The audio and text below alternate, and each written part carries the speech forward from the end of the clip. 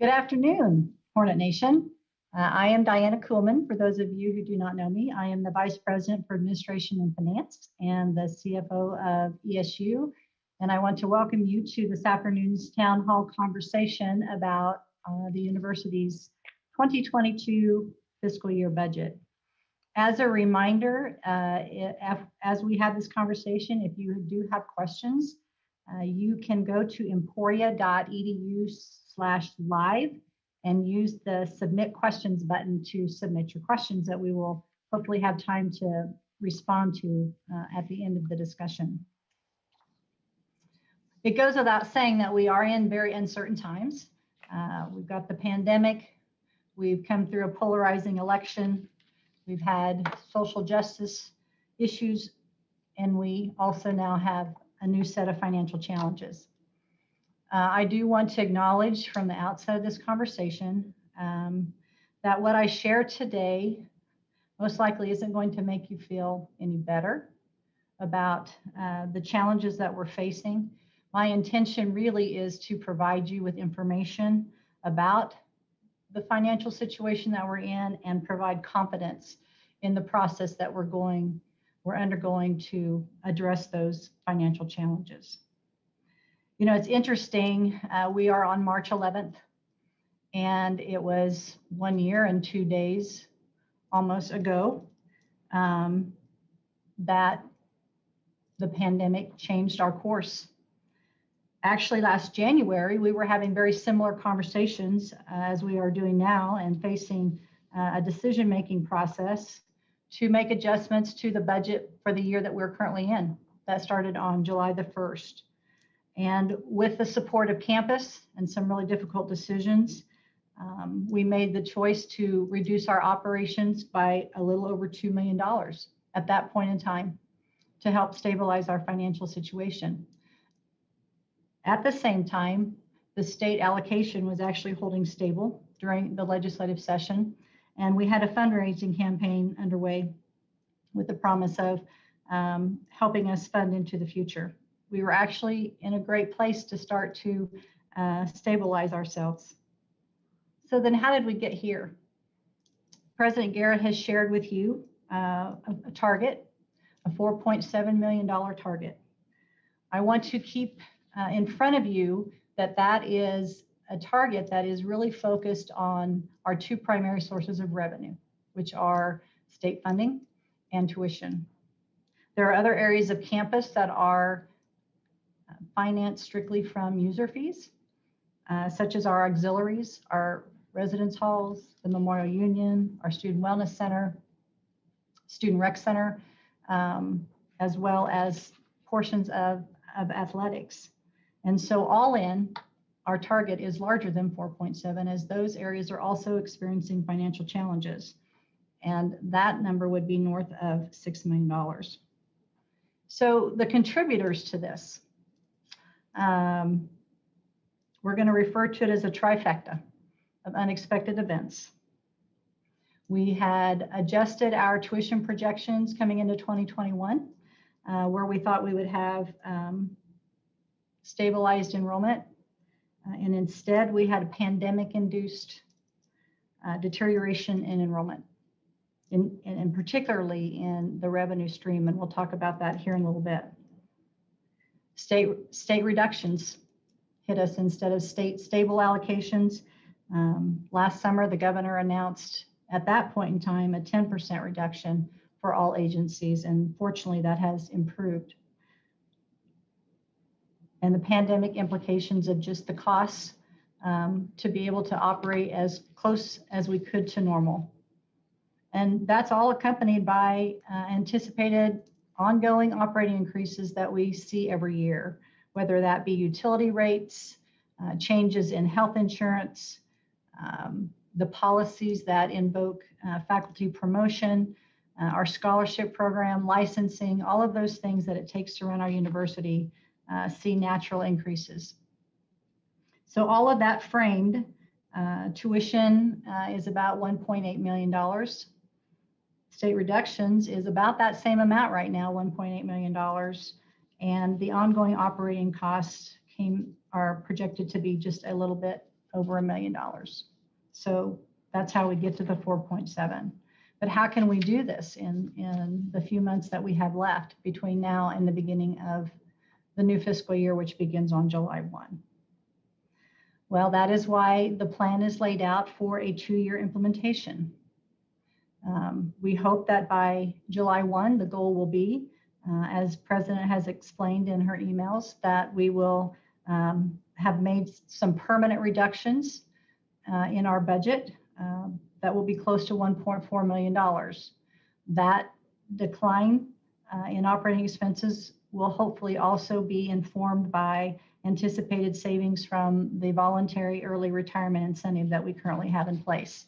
That represents about 30% of our overall target. So in the meantime, until we can implement the remaining 70% of permanent reductions, which we will plan to do in fiscal year 2023, we will be utilizing some temporary measures or some short-term measures.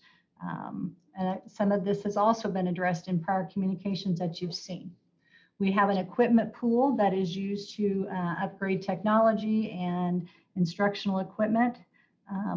The plan is for the remainder of this year to hold back $600,000 of that fund. At the same time, we will also hold on to the savings that we're experiencing from current position vacancies, and that should yield about $1 million. And given the pandemic environment and our restrictions on travel, there will be some other operating expense savings coming from those travel reductions that we hope to glean about $280,000. Now, you heard me say that's in this year. So it will take savings in the current year that we are in between now and June 30th to help carry forward and bridge the gap in fiscal year 2022. And actually by tomorrow, if not later today, departments will be seeing an email come out from the budget office about how departmental budgets will be impacted, and then those allocations will be adjusted sometime tomorrow in Banner. We did consider other types of temporary measures. And so, you know, some of you are asking, well, what about furloughs? What about reductions in salary? And those absolutely have been discussed and have been on the table. We decided that given the difficulties that we're already being faced with, we could find some other ways without adding to the anxiety to bridge this temporary gap and not have to use, in particularly, furloughs and temporary salary reductions. So I say that for now, as has been kind of the tagline in COVID. For now, those particular actions have been taken off the table.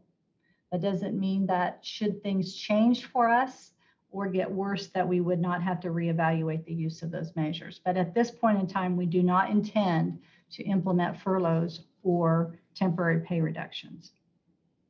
So as we go into 2022, again, we will need some additional temporary measures to help fill that gap. And so we will be utilizing some of the very same things that you just heard me articulate that we will be using for this year. And so we will be looking at OOE reductions for 1 year across the campus of about $500,000. We will also be looking at extending the freeze on the equipment allocation, but not by the same amount, by about $350,000, as well as taking advantage of position vacancy savings in the area of about $600,000. So how will we do that if we're using savings from this year? There is a hiring freeze in place. And so what that allows is that if a position goes vacant, it will need to be re-evaluated for being filled by the respective vice presidents using criteria that are applicable to the departmental or to the operations in which that position is located. And as long as we can keep that open without negative impacts on our operations, then we would be able to reap the savings between the time that someone leaves and the time that that position has to be refilled. And so that is hopefully what will generate that $600,000 that I just spoke to. Then by the time we get to fiscal year 2023, we will have had to make the balance of those permanent adjustments, which would be about $3.3 million. So there is a process, and in the last few emails that you've received from President and then the last couple this week about this town hall, there are links to several documents that lay out the process by which these decisions will be made. And so if you've not had an opportunity to take a look at those, I encourage you to review those. Just in a nutshell, everybody comes to the table. All departments will be working on this and developing a plan. By the middle of April, those plans will be submitted to a budget advisory committee. That makeup will be the vice presidents, the chief diversity officer, the budget director, and 2 representatives from each shared governance group. The role of that committee is to look at the plans in aggregate and the global implications for the campus, including impact on the strategic plan, impact on campus operations. Have we met our target? And what does that plan look like for achieving both our permanent and our temporary measures and the timelines that we've set in place for ourselves? And out of that committee, the final recommendations will go to the president. So what is the timeline? The first thing that's coming up is by March the 26th, for those people who are eligible to take advantage of our early retirement incentive plan, they will have had to submit their intentions to do so. At that point in time, those submissions will be reevaluated to determine whether they will need to be refilled or whether those vacancies will indeed yield long-term savings for the university. The departmental plans, as they come forth, will be vetted through respective vice presidents by April the 12th. And the Budget Advisory Committee is expecting to complete their review by the first week of May, approximately May the 3rd. In the information links, there's also a couple other documents, a guiding principles document and a list of guiding questions. The guiding principles, for those of you who've been through this the last few years with us, is a document that we put together in 2017 as we embarked on a very similar process, things to keep in mind as we make decisions and we take a look at what we can do to adjust our budget.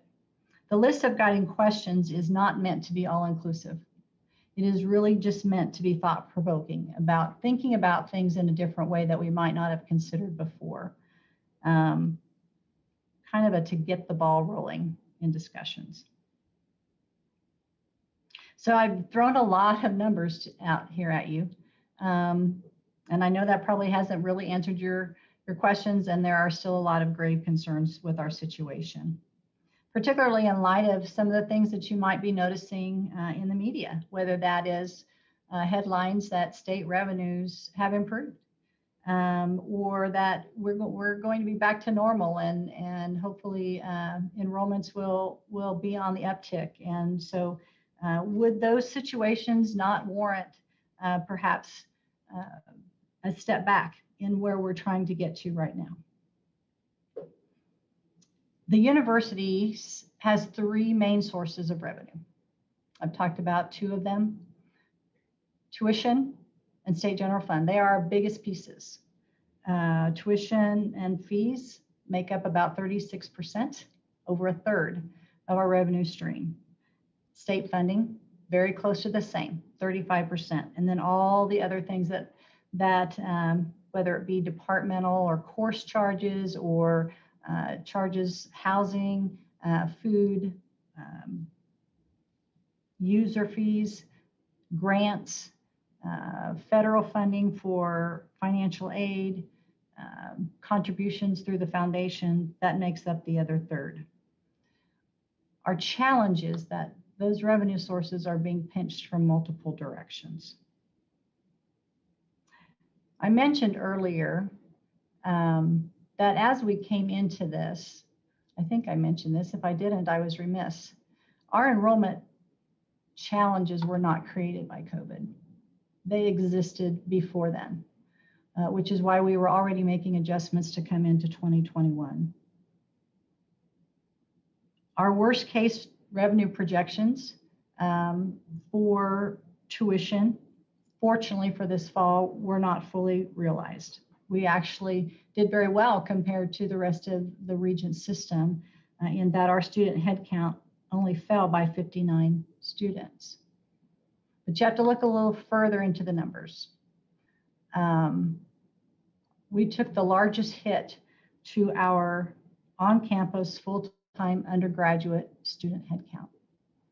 And for our institution as a public comprehensive regional university, that is our bread and butter. Fortunately, that decline, at least in headcount, was mitigated by the strong growth that we're seeing in our graduate programs, particularly in our accelerated online programs.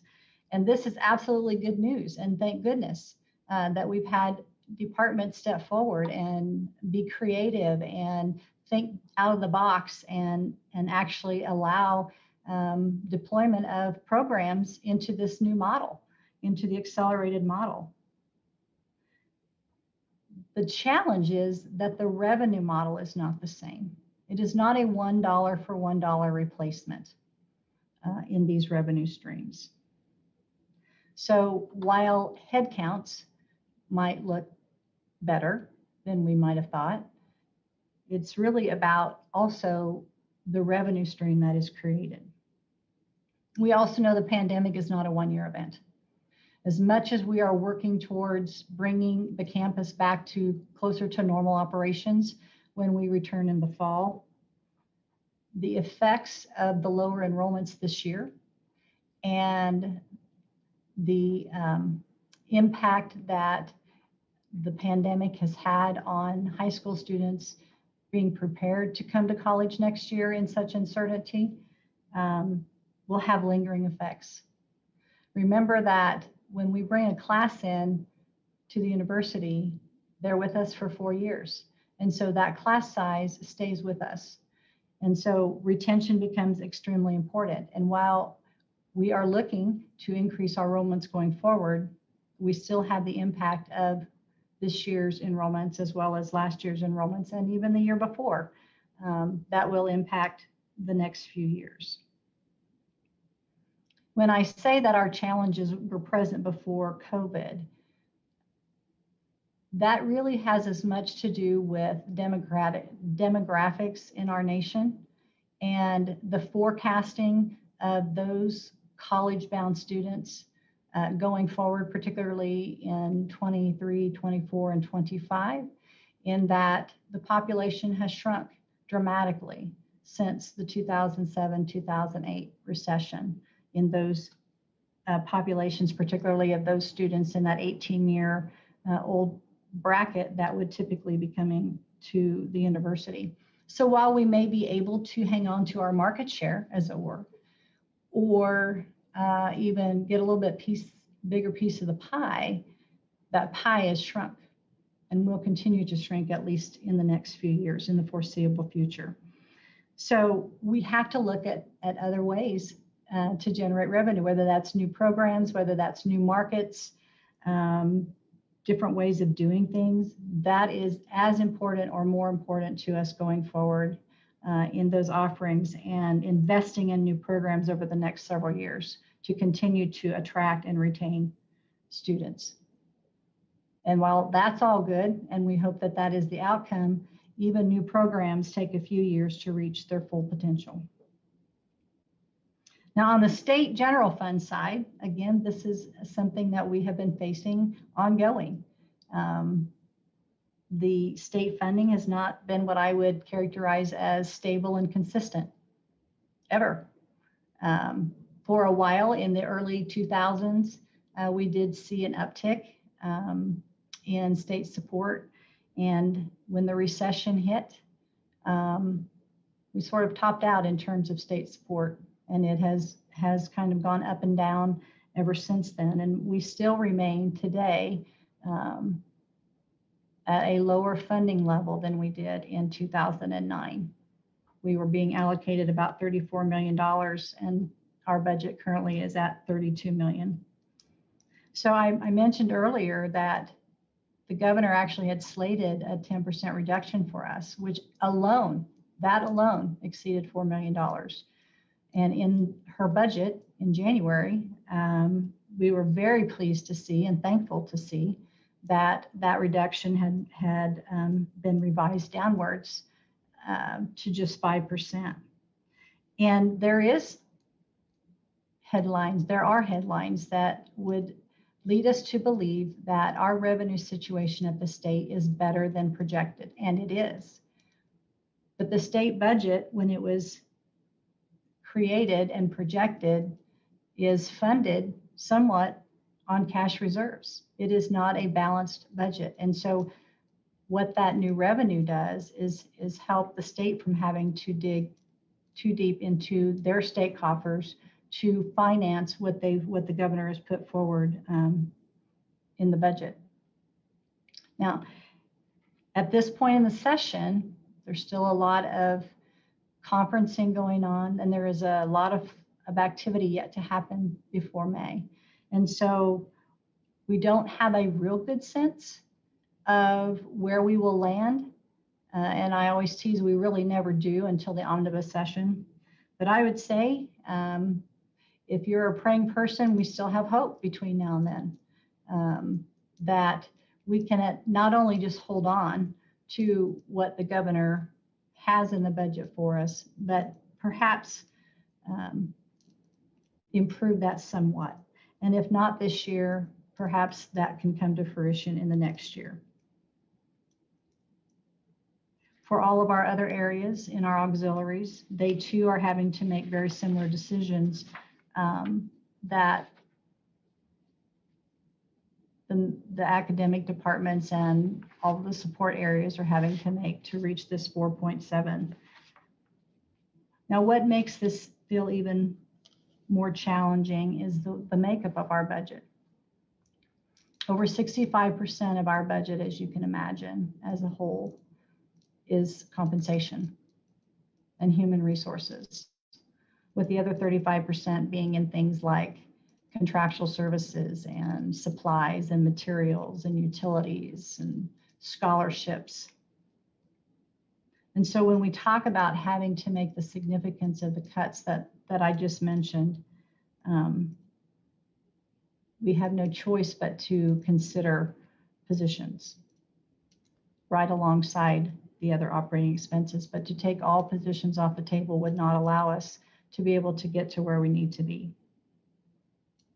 Programmatically, instruction, academic support, student services, institutional support, physical plant, financial aid, all of those are components of this mini enterprise that we run on this campus. And so everyone has to come to the table to make this work. So I'm going to try to put this in perspective. 4.7 million is a lot of money. Absolutely it is. Our total budget for this year exceeds $100 million. And that includes all in. That includes our debt service. That includes capital projects, which means our repair and maintenance, our renovations to our facilities. Our main operating budget, which is the core functions of what we do every day, day in and day out, is right around $97 million.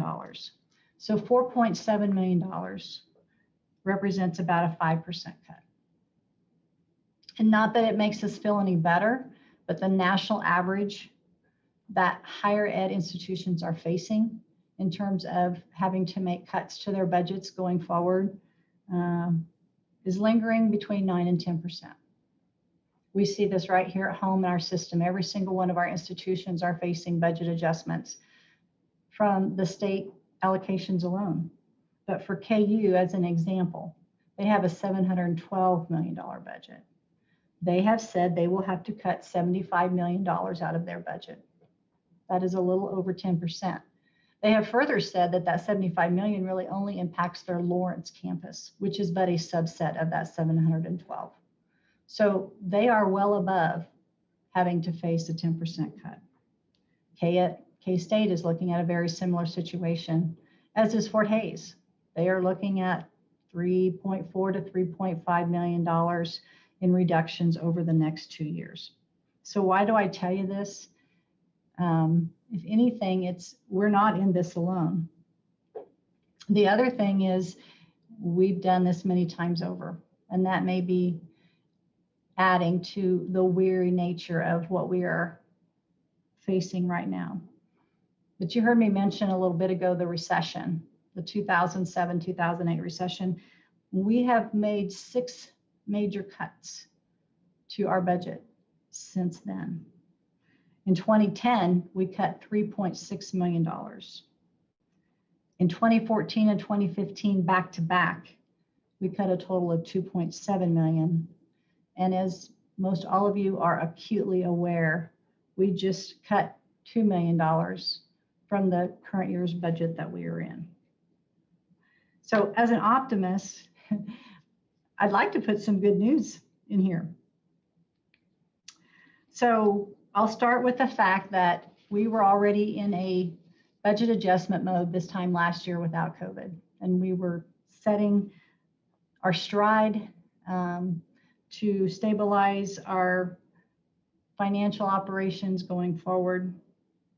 And when COVID hit, we figured out, even with those cuts, we would not be able to get through the year without additional assistance. So instead of going back to the well, as you will, and making some additional cuts in just a matter of a couple months, we were able to utilize savings from our 2020 budget to help us bridge this year. So we did not have to go back into departmental budgets even further and make additional cuts. We were able to figure it out, and that is not without the help of all the campus departments. While we were preparing to take advantage of our current year savings to assist with the fiscal year 2022 budget gaps, we are doing that here later in the year. We didn't just go in at the beginning and say, this is how we're going to take care of future years. And so giving departments an opportunity to see how things would operate in this adjusted environment for now, and monitoring the impact of what these year-end savings might do. Also, I've said it once and I'll say it again because it is good news. We were facing a 10% cut from our state funding as of July. And as of January, we're only facing half of that. So that is really good news. The other good news is we're not done yet with the legislative session, and that may also help us in this process. But the fact of the matter is we still have real work to do. And perhaps some of the things that are the toughest part of the reality that we have right now is that we are coming off of some significant cuts. And given the composition of our budget, that's primarily salaries and benefits, position cuts have to be considered like they always have been considered when we've had to go through these cycles. But historically, we've been really more able to rely on vacancies and natural attrition. And we will use some of that again. But the adjustments that we had to make aren't going to be possible without affecting people's jobs. And while these decisions consider position cutting, it's about positions. It is very personal. It feels very personal because ultimately it does impact people we work with every single day. And there's no way to sugarcoat this. And it's not a one-year pandemic. As we work through this process, though, we will continue to try to be as transparent as we possibly can. The transparency means being able to share the right information at the right time with the right people. And those people might be an individual, then it might be a department or a committee or a group. and then it will be the entire campus. We're trying to be very thoughtful about this and allow space for the policies and procedures that we have in place, particularly as it relates to foregoing positions, play itself out. And this is an extremely uncomfortable place for all of us and creates anxiety. It's an unknown, and it's kind of like, you know, indecisiveness is worse than not being able to make a decision. And while we are making decisions, it's the space in between that make that very difficult. But I do know, as an optimist and having been here for over 25 years, we will come out of this, and we will come out of it stronger. And I don't say that, it's not meant to trivialize or dismiss the anxiety and pain that is inherent, at least in the short term, in the process that we're going through. And it doesn't feel good, even knowing that we're not alone. But I do know from the past experiences of working with this campus, and most recently working through the unknown impacts of a pandemic, that we are adaptive. We are an adaptive university, and we do think about the common good and changing lives for the better for our students and for our campus. And I believe that we will continue to be stronger, and we are more resilient than sometimes we realize or give ourselves credit for. So that is really the end of my prepared comments for today. I know there are some questions that have been sent in, and so I am going to ask Gwen if she would come into the light with me and help facilitate those. I am happy to, Diana. First of all, I do want to remind people, if you missed the instructions, you can still submit questions. Go online to emporia.edu/live and use the submit questions button. They're coming into a spreadsheet in real time. Diana, before we jump into questions, I do want to share with you a comment that was sent through the button. And it says, first of all, a huge thank you to Diana and her staff members for all their hard work. And we do understand that this is hard work. We do have a number of questions. And so in the space of time, I'm going to combine some that are similar to let Diana answer as many as possible. So Diana, you talked about headlines. You talked about current events. Several people are wondering what impact the new federal COVID stimulus bill could have on ESU's budget. Do you have any information about that? I wish I had a crystal ball. It is too early really to tell. We do know that we've been informed that there is a significant amount of funds that will be channeled to higher ed. What that directly means for Emporia State in terms of amount and how we can use those funds is yet unknown. But we do hope that in the coming days that will begin to unfold for us.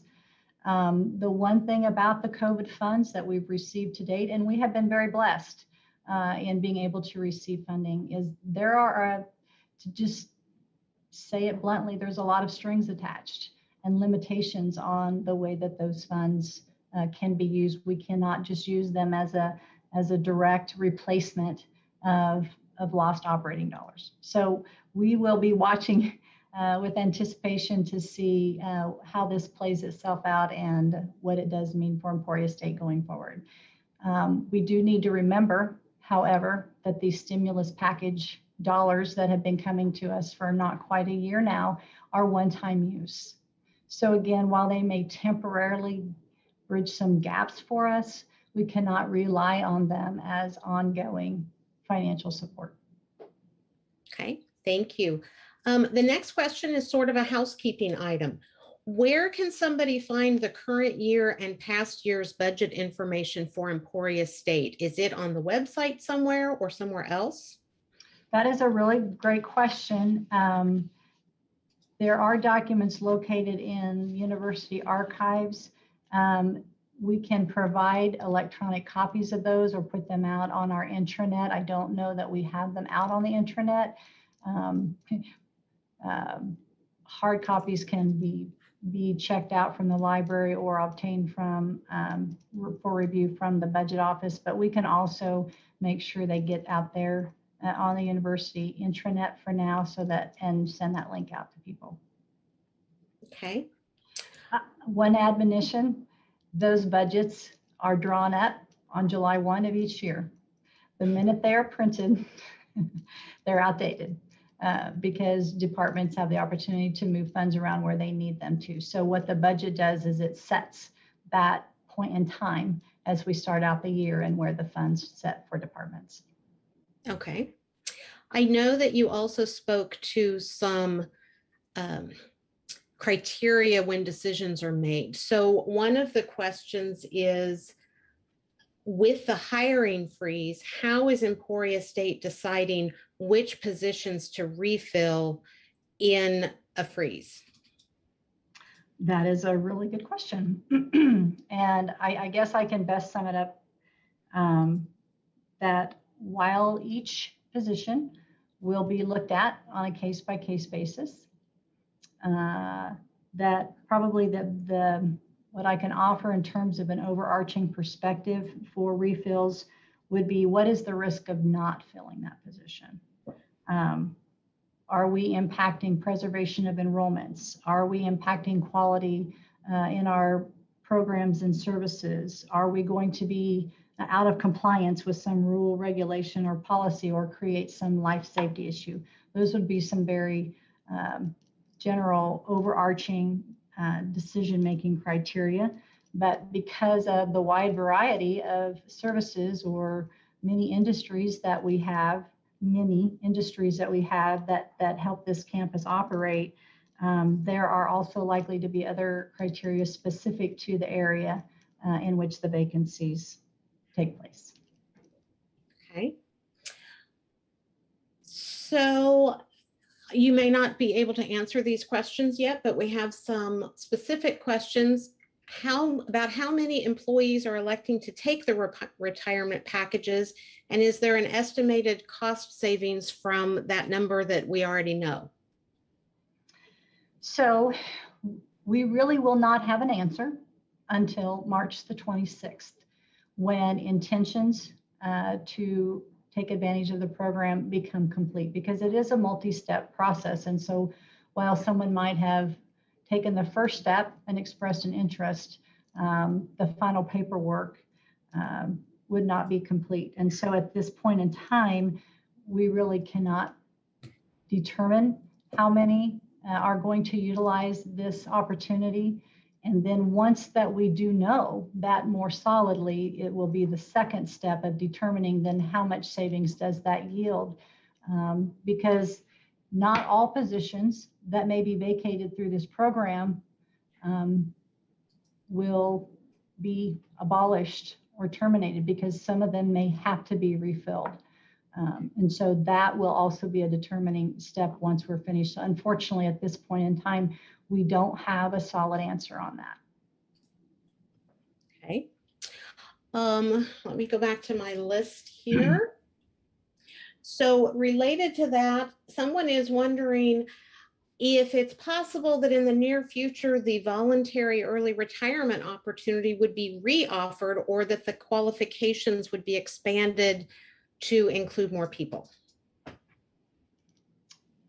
That is an option. It's not one that we have had any discussion or about, but it is something that could certainly be on the table in the future should we decide there is a purpose for it. But at this point in time, the process we have in place will play itself out. And then depending on how things go as we move forward, there would be an opportunity to revisit reopening that particular program. Last question I'll ask about taking the buyouts. This one sort of reminds me of gambling in a casino. The question is, how likely is it that people who do not take the buyout might face a position cut in the next year or two? Again, I wish I had a crystal ball. I really can't really even speak to that. It just depends on, as areas are reviewing their operations going forward, what the needs might be to support our programs and our services. And so I really have no way to be able to provide any competent answer in that. Okay. Switching topics. So these budget talks have been going on for a while, and they've been explained to the campus. Do you have any idea how much notice or when employees will find out if they will be let go or if they have to take a salary reduction? That I can confidently answer because we do have policies in place that guide those employee notices, and we are committed to following those processes at a minimum, those policies. So it will be in accordance with our university policy manual.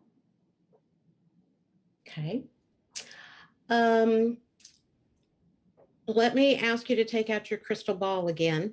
This isn't really asking about the current budget, but based on your experience and all the times you've seen this, do you have any best or worst scenario for ESU's budget in the next 2 years, and maybe a prediction of financial challenges in 5 to 10 years?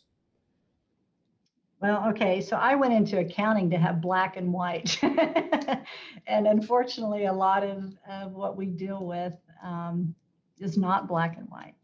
I am by nature in my accounting schooling, and just me personally, I tend to take a more conservative approach. So let me try to start with the worst case scenario. And I don't have numbers for you. Worst case scenario is that things go further south than they are today, whether that be enrollment impacts either in the makeup of our students or the numbers of our students. If the state would decide to deepen the cuts that they have already slated for us, or choose not to restore our current year cuts, or if we would not have the ability, which is something I didn't address earlier, to increase tuition and fee rates. If those are frozen, those all impact our revenue stream. And I guess what I would also say is, if we would not have any improved ability to see beyond today and trying to stay just keeping pace, to me, that's worst case scenario. Our best case scenario is that we can continue to thrive and that we will continue to enroll students and enroll more students in quality programs, and that our mix will support a strong revenue stream that would not be further deteriorated perhaps by this demographic cliff that is being so talked about coming to us in the future, or that state funding would not be further deteriorated by any actions that the legislature might take between now and the end of the year. There is a glimmer of hope coming, forward, but the problem is that it's always a moving target. I think we can also, a best case scenario is that we could move beyond the today, and that we could have conversations around increased resources and what that might mean to growing programs. Or wouldn't it be nice to be able to actually act on recommendations that come out of committee work to implement policies, or, and I'm going to use the merit review committee as one of those examples, or to not have annual salary increases or the lack thereof tied only to the fact that we can only do this if we get money from the state. So best case scenario is that we can continue to capitalize on our strengths and create new programs that will continue to move us forward. And in the next 5 to 10 years, We've seen a tremendous change in higher ed just in the last year, right? And it's going to continue to change. There's going to be things that come out of this pandemic that aren't going to go away. People have found new ways to do business. And given that we are a public institution and rely very heavily on our state support as well as our enrollments, we will always be having to think about the impact of external forces. And I think it's going to be incumbent on us to do a continuous review. Sometimes I want to be done. I want to be done. I want to be able to fix this problem and move away from it. And I think we have to reframe that and say, how can we always be better and help stay ahead with that end goal in mind? And that end goal being our strategic plan and what we want Emporia State to be and what we want to do for our students. And I don't ever see probably these kinds of conversations going away for good. I would like to see them not feel so painful, that we're making adjustments as we go so we don't have to continue to make these voluminous impacts on our bottom line. And in my humble opinion, I don't know that our state funding will ever be looked at as a growing source. I think stability is what we would really like to most see out of our state funding over the next few years. If nothing else, but just to keep pace with inflation and those annual increases that are often out of our hands. And I think all of us can affect perhaps how our external constituencies, whether that be our students, our parents, our community, our legislators, I think there's a real challenge right now with the perception in the value of higher education. And so I think our voices need to be heard about the positive things that come out of higher ed for our students in a well-rounded education and not just a direct line to the workforce. And I think on top of that, it's what we already possess. I think our best tool is the adaptability and the flexibility that we've seen this campus community operate with, as whether it's a budget challenge we're facing or a pandemic that we're trying to respond to. But I think there's a strength, and I think we have a lot to look forward to, but I don't think our challenges will ever completely be over. Thank you, Diana. That is a wonderful note for you to end on. I know that President Garrett wants to say some words to everybody, and I actually have a question, President Garrett, that I'm going to toss to you. Several people have been asking some questions about, we know that the international student enrollment went down because of COVID. Are we looking at increasing distance and undergraduate enrollment? And I guess what all of this is telling me is that we have a campus full of people with good ideas. So what can they do to get these good ideas in the hands of the right people? Let me start by saying that is a question that absolutely delights me, because enrollment is in one way or another something for every one of us to participate in, and that is really exciting. Let me just mention some different buckets of enrollment and what is going on and what we are all working toward, and hopefully many individuals will also partner on this as well. The first observation had to do with international student enrollment, and let me just take a moment to say thank you to our team that recruits international students for Emporia State. We had more than 40 new international students coming in this last fall, and there was one school in our system that had that many. And so our team has really done a phenomenal job. Also regarding international enrollments, I believe that continues to be a tremendous growth area for the university. The team in international programming has not been sitting still. They have been working hard with departments throughout campus to make sure that different departments can create relationships with international high schools and international colleges. And we've seen some great examples of that in the last couple of years. And I'll just pick out two quick ones that I really want to speak to.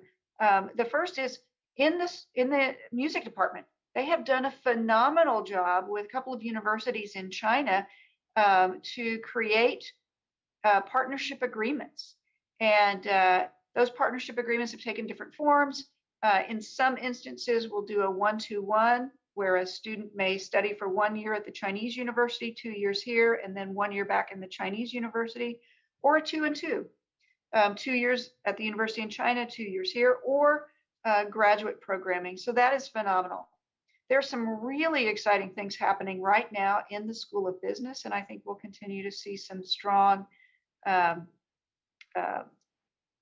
enrollments coming from the School of Business. You know, our School of Business has had an increase in student credit hours sold. A lot of that has been in the area of graduate programming, but we've seen some great things happening in the international area as well. One of the questions was, so who should I talk to if I have some ideas or want to help? So for international, please reach out to Mark Daly, D-A-L-Y. Mark has a terrific team of individuals who are working hard to make sure that they can partner with different departments on campus to help grow those international enrollments. Let me just mention a couple of other things that are also important. You may recall that 5 years ago, I had just come to Emporia State, and one of the things that we were talking about as a campus was that we cannot cut our way to health. That is still absolutely true. And you heard Diana do a brilliant job of talking about some of our challenges and some of the strategies that are being used. We have had a lot of different departments who have taken advantage of the NPIP program to create new programs that will help drive enrollments. And that has been a great thing to see. Unfortunately, when you're also getting then hit by an almost $2 million cut from the state, that's difficult. But if you have an interest in creating a net revenue generating program that will drive enrollments and generate revenue for your department, please reach out to Diana, and she can help walk you through what that process looks like. On the undergraduate side, we haven't been sitting still. Let me just take you back a couple of years. And we had a couple of years where we had really nice increases in our incoming first-time college students. And that was terrific to see, because we had a 7% increase a couple of years back, and then a 4% increase on top of that, and then COVID hit. And while we all are incredibly engaged in trying to help recruit new students to the university, as Diana mentioned, a challenge that you have from a year like the COVID year is a challenge that remains with you for 4 years.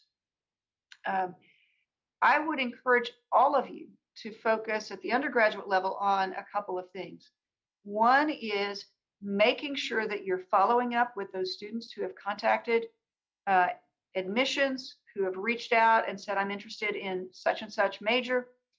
Reach out, have your superstars talk to those students and try to close, because the impact of talking to a college professor about something that a high school student is passionate about is huge. Further, making sure that departments are really knocking it out of the park for those 2 o'clock visits is absolutely crucial. And I would say beyond that, all of us have a role to play in student retention. We've had 3 straight years of all-time high records in student retention, but we need to keep doing that in order to build up our enrollments. And when enrollments are built, it helps our revenue. I wanted to share just a few more comments, but Diana, I think you wanted to make a last comment, so I'll give you a chance and then I'll jump back on. Thank you, President. I just wanted to come back to the question about our budget and where people can find it. And it is on the X Drive. The university's X Drive, the annual operating budgets are out there. I also want to come back to the first comment that Gwen made. Thank you very much for the acknowledgement of the work that the finance team does. But I guess I want to turn that around and say thank you to the campus, because while we help with the vehicles and the processes, it's the campus and the departments that are doing the really, really hard work. All of us together are doing the really hard work. And so absolutely thank you, but thank you back to the campus for all the work that you're doing.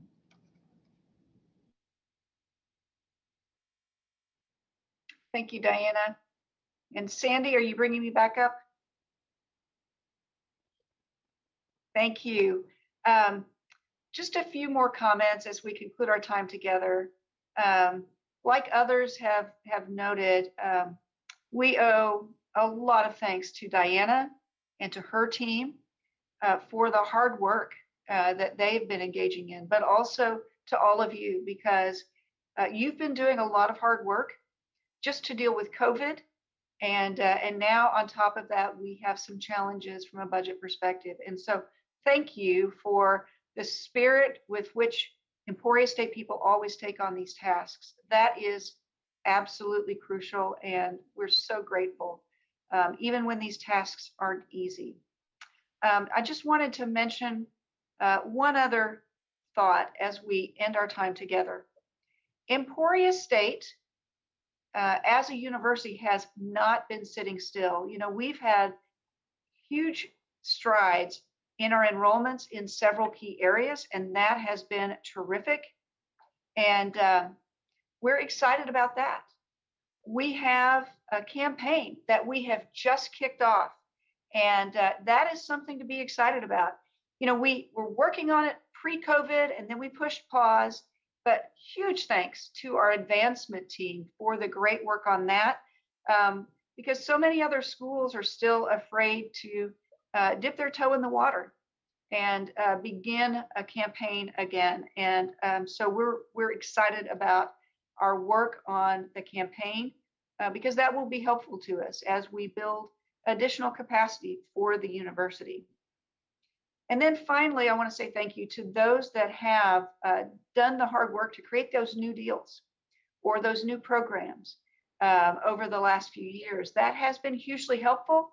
And I know as we move forward, that will continue to be an important part of what we do together as a team here at Emporia State. Thank you again for everything that all of you do to support one another and to support our students. I know this is a difficult time in some ways, but Emporia State people always approach things like this with a lot of grace and a lot of consideration for one another. And I want to say thank you for that as well. And with that, I will sign off, but thank you for tuning in today to learn more about the Emporia State budget.